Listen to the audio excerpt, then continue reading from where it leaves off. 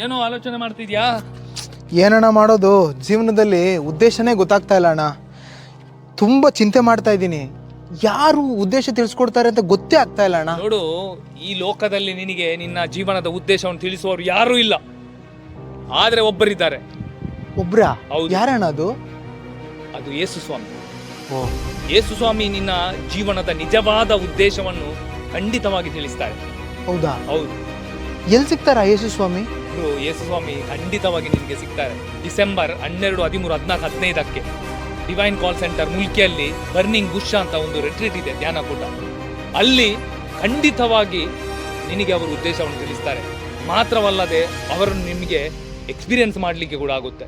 ಹೌದಾ? ಹೌದು. ಹಾಗಾದ್ರೆ ನಾನು ಬರ್ತೀನಿ ಅಣ್ಣ. ಖಂಡಿತವಾಗಿ ನಾನು ಬರ್ತೇನೆ. ಹೋಗೋಣ. ಹೋಗೋ. ಬರ್ನಿಂಗ್ ಬುಷ್ ರಿಟ್ರೀಟ್ಗೆ ನೀವು ಬನ್ನಿ, ನಿಮ್ಮ ಜೀವನದ ಉದ್ದೇಶನ ತಿಳ್ಕೊಳ್ಳಿ.